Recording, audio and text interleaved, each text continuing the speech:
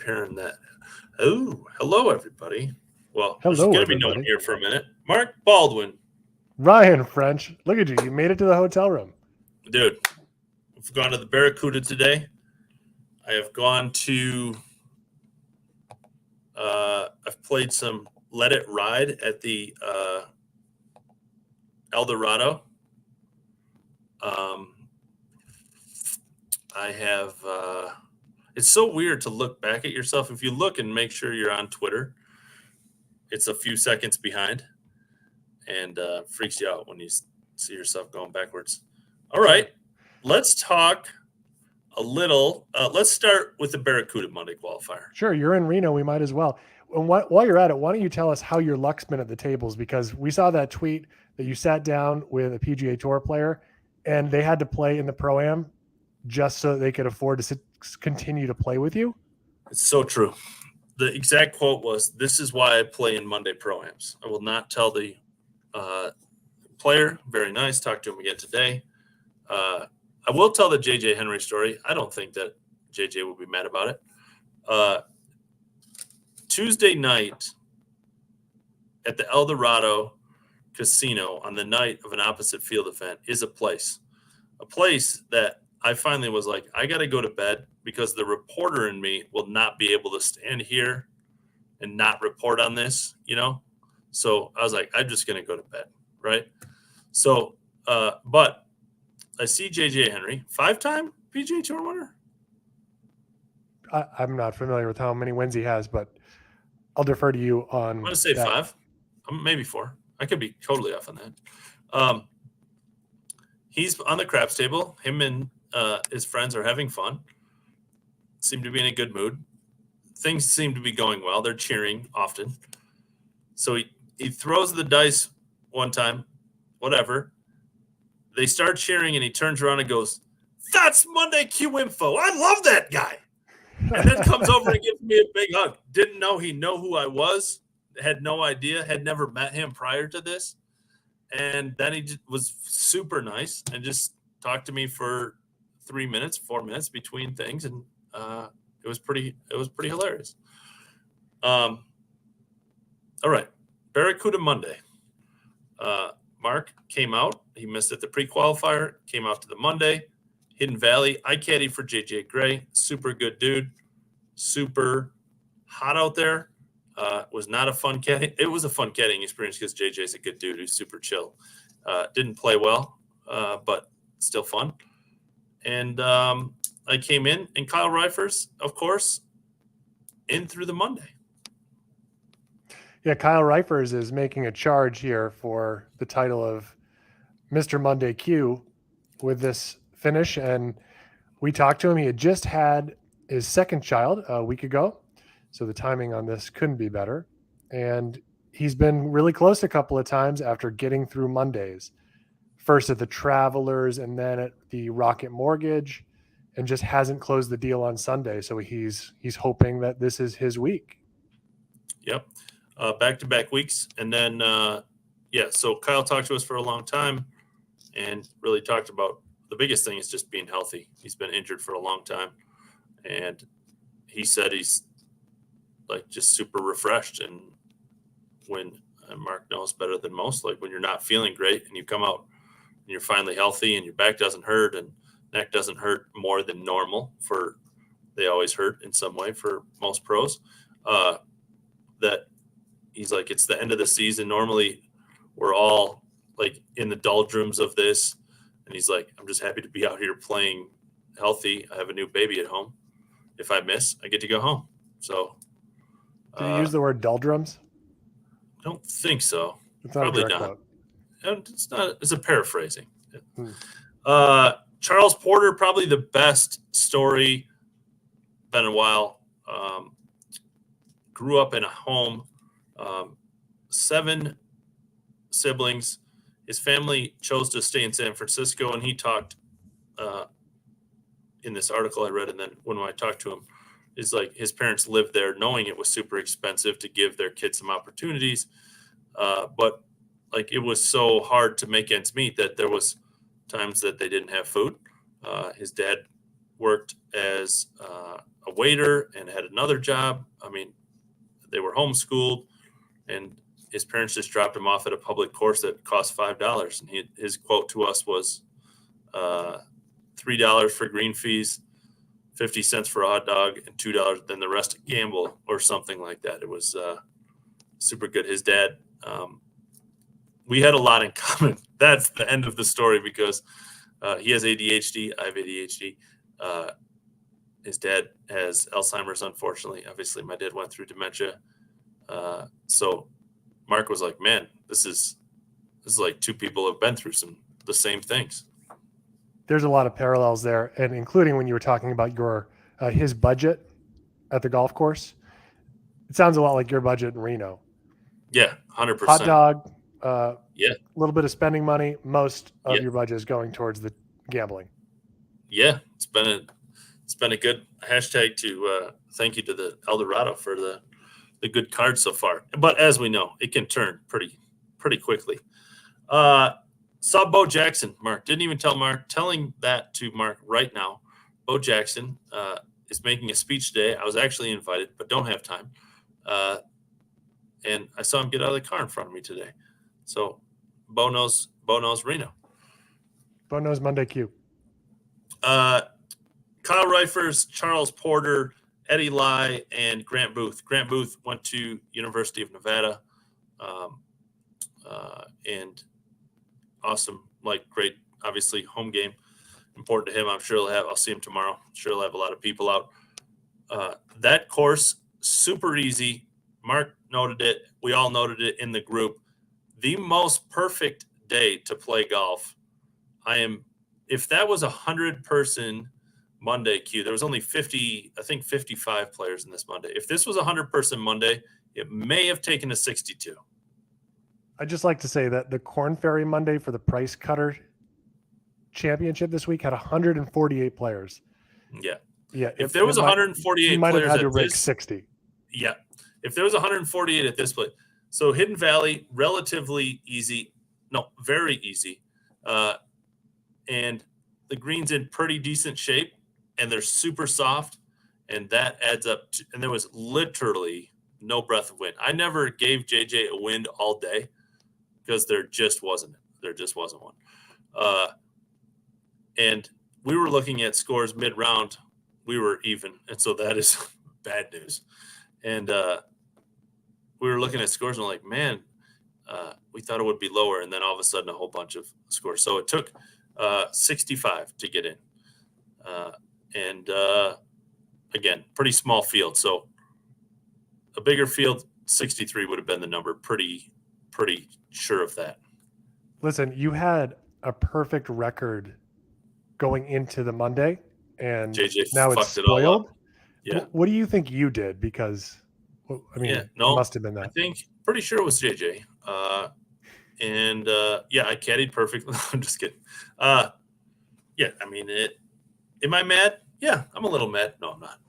JJ was great. Super good dude. Really had it going at the beginning. The first 4 holes were like boom, boom, boom. We made 2 birdies. The other 2 holes had very legit chances, and I was like, oh, it's on. And as Mondays go, you make 1 bogey. So on a par 5 is number 7, and we had an adventure on 7. We hit it into the right crap. It was somehow sitting up on in the air on this very long, thick fescue. It was so thick and healthy. So thick. It belonged in the Open Championship. We're not sure we're going to win this or find it. And I walked over the hill and I go, I got it. And he goes, what? And it's literally sitting on top of this matted down portion of the fescue. And it's probably 1.5 to 2 feet just kind of in the air floating on top of this. And so he's like, man, I know I'm going to hook this. And we decided on 7-iron to lay short of this fairway bunker. And he hooked it. He thought he would hook it.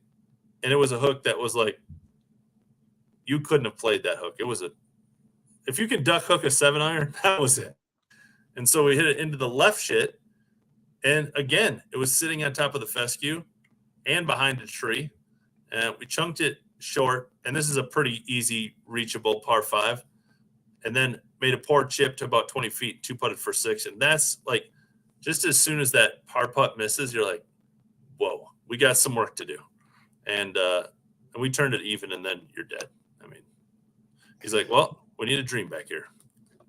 Yeah, after you made that bogey and reality begins to set in, I text you a few holes later and asked if things had turned around. And you said, we were 2 under through 4 and we already felt behind. That's how good the conditions are. Yeah.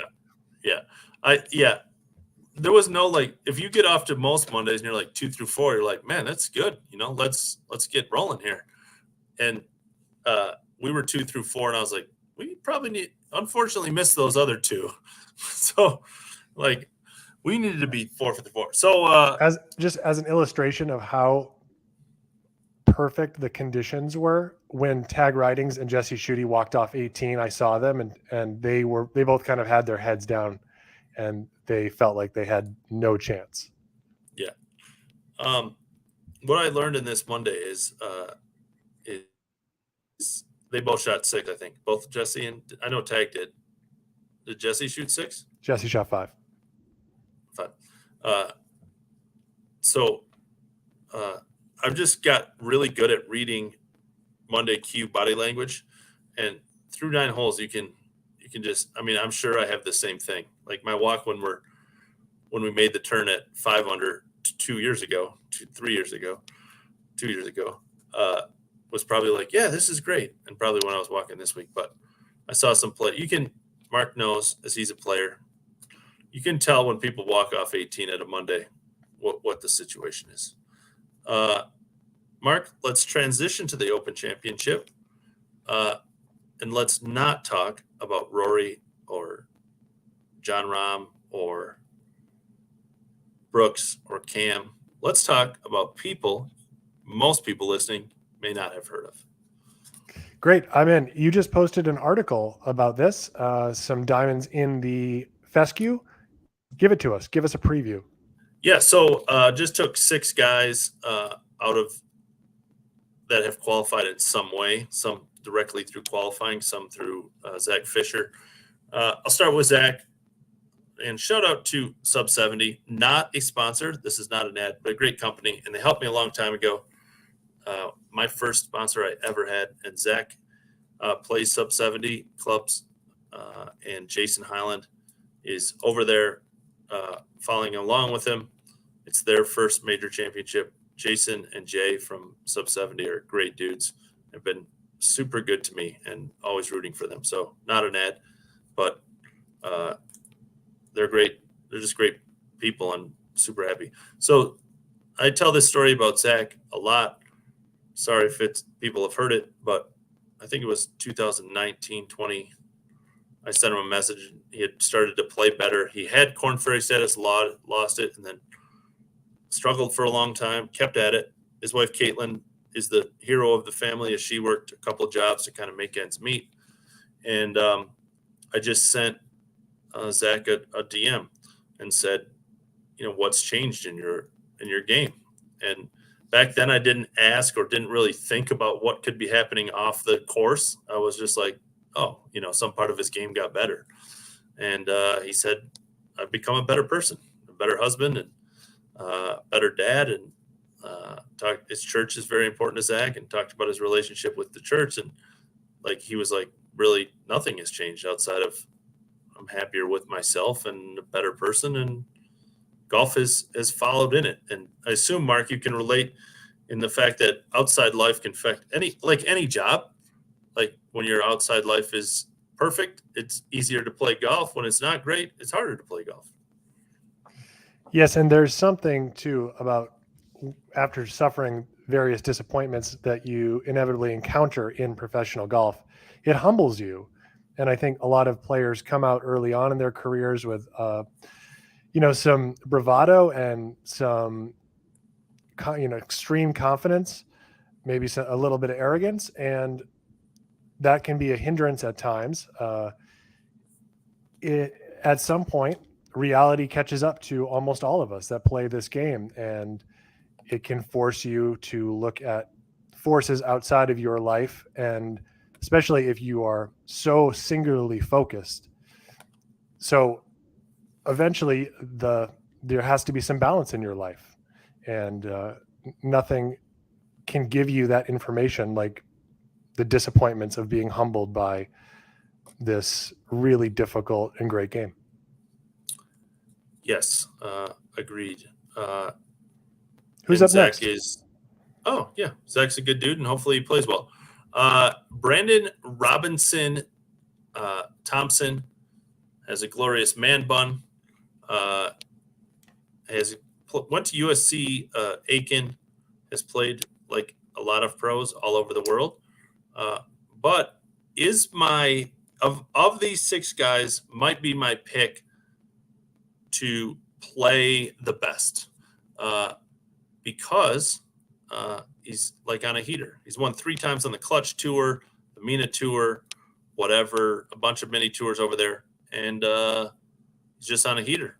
So been grinding forever, playing across, lost his visa here. He's from England originally, had to go back, played many tours over there, and he's my pick for the dark horse of the dark horses. All right. And do you feel like he, out of all the players that you wrote about in this article, will likely excel above the rest? Yeah, I think so. I mean, he's definitely playing the best of these players. But, you know, I love all these stories, as you know, as we go into Michael Stewart. During COVID, worked at a hand sanitizer company, drove a forklift. A friend of his owned the company, did sales, made deliveries, all that sort of stuff. And I say this all the time about qualifiers. He happened to get through the qualifying process. Is that I don't know if Michael Stewart will ever have a career in golf or ever be a champion, but no matter what, he can always say he played in a major, and it's super cool. He can shoot 80-80. No one's going to care in 10 years or 2 years or this year for that matter, outside of his family. But he's always going to have the medal, player medal. He's always going to, I'm sure, steal the caddy bib like I do. And he's always going to say he got to play at Royal Liverpool. And it's just something very cool about that. Okay, I'm going to throw out a few, because you have such a much greater in-depth knowledge of these lesser known players than I do. I'm going to throw out some players that are notable that made it through qualifying for the Open Championship. Yeah. And you tell me if you think any of your picks will beat them. Okay. Yeah. First pick that made it through Open qualifying, Alex Fitzpatrick, whose brother has really curbed enthusiasm this week and said he just hopes to finish in the top 30. Yeah. Alex Brandon Robinson Thompson is going to beat Alex Fitzpatrick. All right. One more Englishman, Matt Wallace. Matt can just go so both ways. He could win and he could shoot $1 billion and fire his caddy. So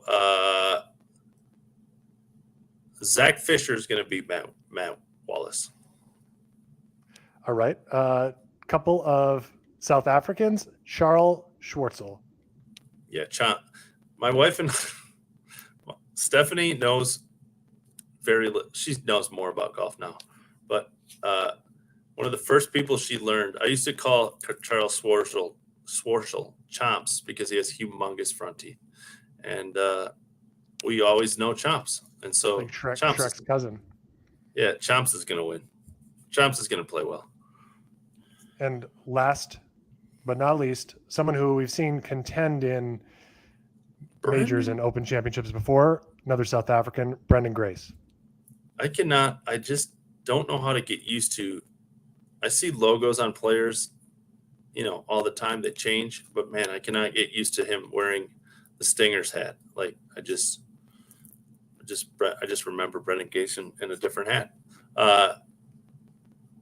And Live players, even if they aren't playing well on Live, seem to step up in majors. Brendan Grace is going to finish in the top 20. All right, there you have it. Let's talk about Perrin. Powered by Perrin, the sponsor of this Monday Q review. That's really the Open Championship review. So you go to Power by Perrin, Power by PERUN.com. I have this battery. I use this battery. In fact, I was at my Airbnb and a lot of the plugs didn't work, and I used it to charge my phone. You can charge, it's good. You can charge your phone 200 times on one charge. It's great for if the power goes out. It's great for camping. It's great for, you want to take the family. I've taken it to the beach with me. I've done a podcast out in the middle of the woods with it. And they're a huge supporter of us. So go buy a battery. It's a great option to, like, if you don't want to spend a huge amount on a generator, you can plug your refrigerator into this. Powered by Perrin. Go get it. Mark, James Nicholas was going to join us, but he went to dinner. And I love big playoffs. He got through an 11 for 3 playoff at the price cutter that went to Tuesday morning. A real quick, Luke Gannon got through, not in the playoff, but through the qualifier. One of my favorite stories, janitor, where his dad is a pastor, and Luke worked as the janitor / maintenance man at the church for like 10 years, from the time he was like 14, and including a couple of years when he was a pro. And he would work at the church and then go on the road to play professionally. Got into the U.S. Open. I followed him around.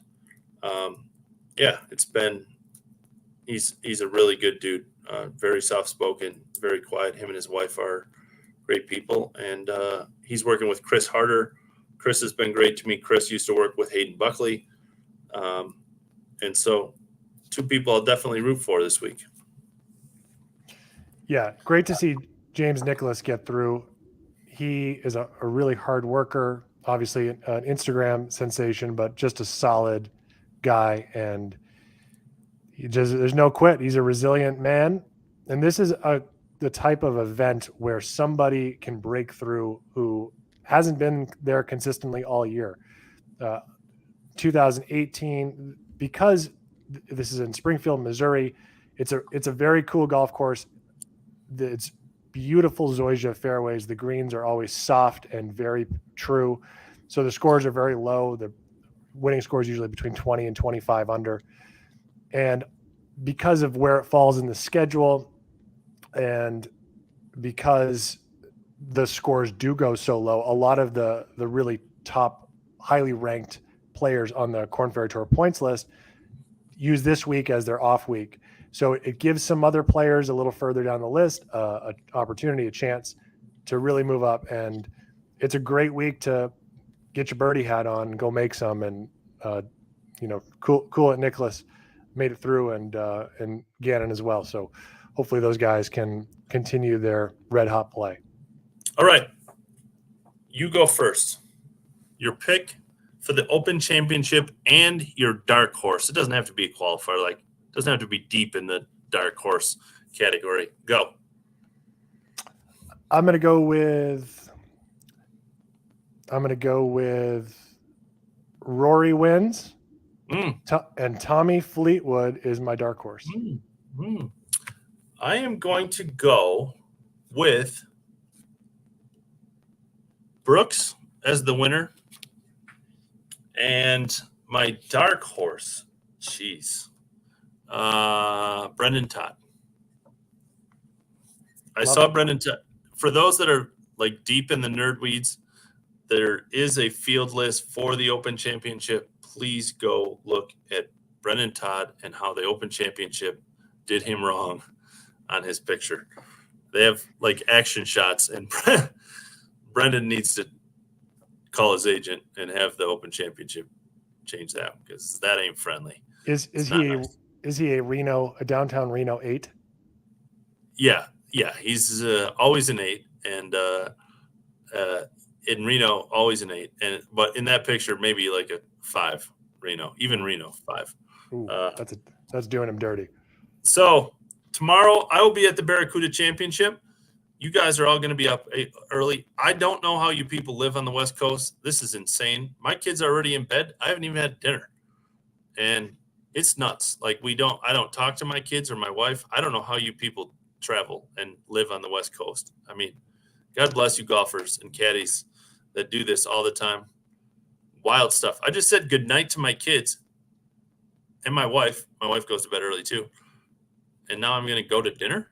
Like, what? It's so weird. I don't know how you guys do it. Lazily. That's how we do it. Yeah. Mark? That's it. Look at that Dunning shirt, dude. That Dunning shirt is fire.